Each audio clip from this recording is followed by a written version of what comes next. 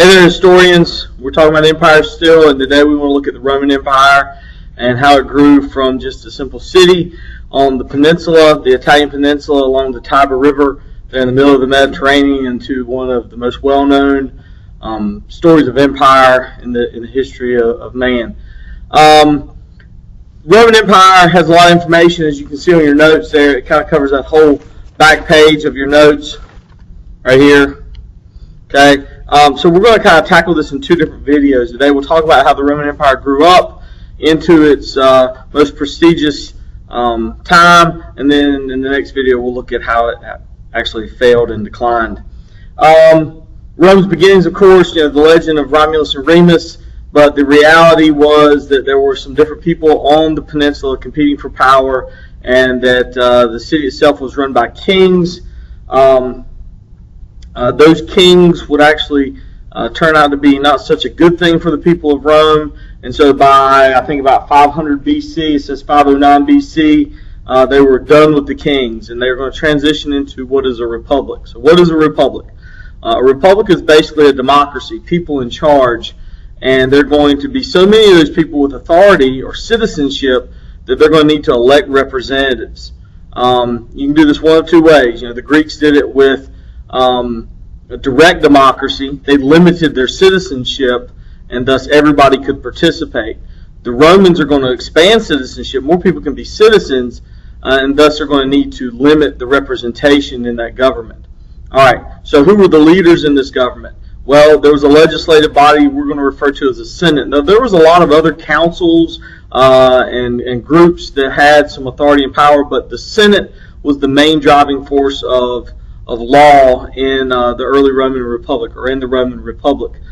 They would have councils, as they're listed there on your notes, to execute the law that was provided, and there would be limitations as to who could be council, how long you could be a council, and how many times perhaps.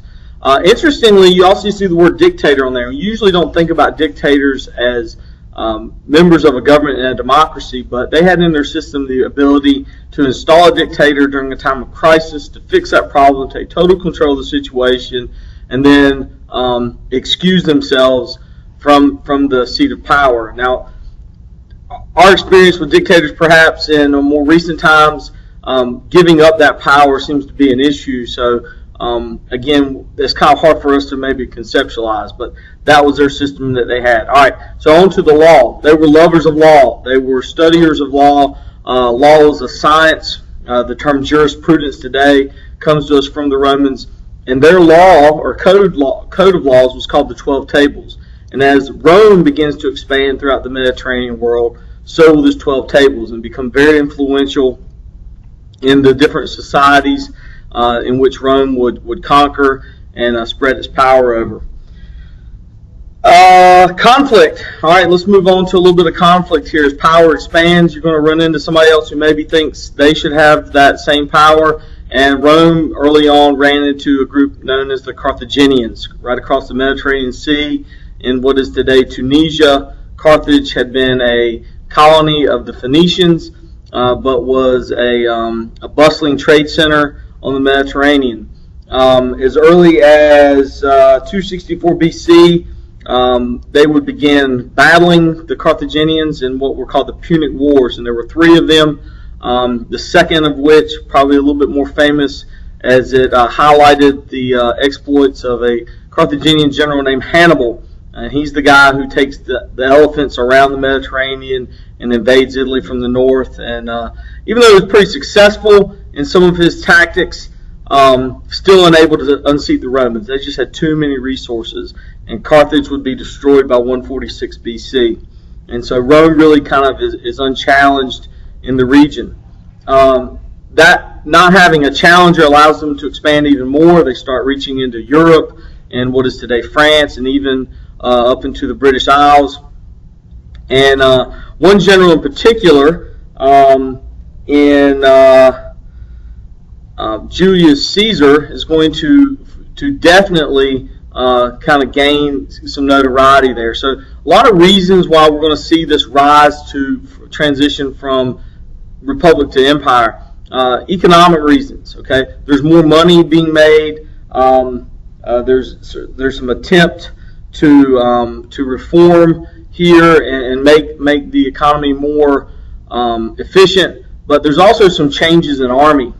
Your notes say that soldiers who were once loyal to Rome were now being loyal to the generals that were ruling these armies because they've been promised stuff, and these generals become have these cults of personality, if you will, and start rising up through the ranks and seeing themselves perhaps maybe even greater than that of Rome. Julius Caesar is one such general. He is actually going to be called home to Rome, and when he returns, he comes back with his army. And doing that kind of says, I'm in charge. And this first triumvirate that he was a part of is going to fall away, and he's going to be the only guy in charge. He's going to be the dictator of Rome, so to speak. He's going to get assassinated. The Roman senators are fearing that their republic is in jeopardy, and he's going to be assassinated, which is going to lead to more civil war. And the second triumvirate is going to bring Octavian on the scene as he dominates the relationship with people like Mark Antony, and he is going to actually name himself emperor. And so now the Roman Empire officially begins. But Rome's really been acting like an empire well before now, you could say. Some of these early emperors were good, some of them were bad. Caesar Augustus, who had been Octavian, changed his name there. He's going to install some great reforms that actually work. Civil service system to help this expanding. We've talked about bureaucracies already, but a civil service system to allow this expanding, growing entity of power here in Rome to more efficiently be run. Trade is still going to be very important. It's interesting that they maintain this agricultural base to their trade even into these early empire days. This early empire is going to be known as the Pax Romana because it is going to be a peaceful time. It's going to be a time of great prosperity. With that, their culture is going to definitely flourish. Under Roman culture, you see that farmers are going to continue to dominate. There are also many merchants there. The slaves in the society, though, note how harshly they were mistreated, and that's going to definitely cause some problems. Revolts were put down very harshly. And then finally, look at the link there of religion, how the emperors saw themselves during these empire days being that of the gods. And that's definitely a change from earlier during these republic days. Last thing we want to say, the rich versus poor relationship. And as that continues to divide even farther and farther, that's going to spell some problems for Rome down the road. And we'll be looking at that in the next film as we see Rome's decline and fall. Thank you.